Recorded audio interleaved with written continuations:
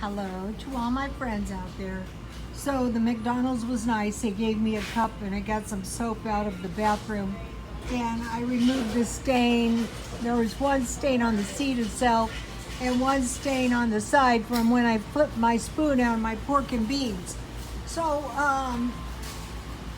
fortunately the seat covers are pretty stain resistant, but I was thinking, that was a good suggestion. Why don't you try living in your car? You know, if you watch the preparedness, the prepper channels, you know, they're always like bugging out for a couple days, and you might be saying to yourself, why bother? I know what to do.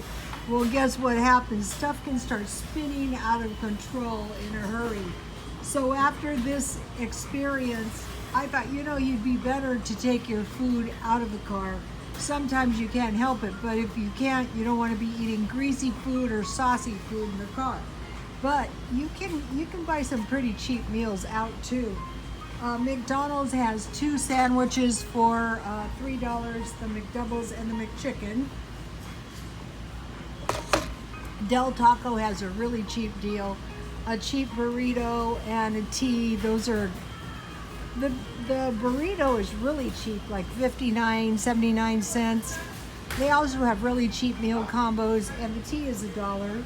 Costco has pizza and hot dogs. And then remember I mentioned the guy in the mall, in the food court, eating a can of food and an orange juice. If you're going to eat cans of food and chips, it'd be better to eat them in the mall. I'm going to be doing some research on this. Also, I think it'd be good to take a couple trips on your evacuation. Don't just figure, oh, I'll take a look at the map. I'm going to get a good map, and I'm going to check out the waterways and the rivers and the dams in California and the highways. When we had the fires, there was several ways you couldn't get out, but there was ways you could get out, believe it or not.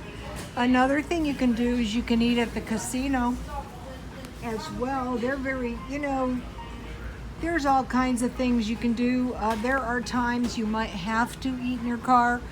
I can see, I could never understand why they would throw their food all over the street. Well, I kind of understand now. If you keep that stuff in your car, it's going to spill all over your car. So, okay, that's my chat on eating in the car.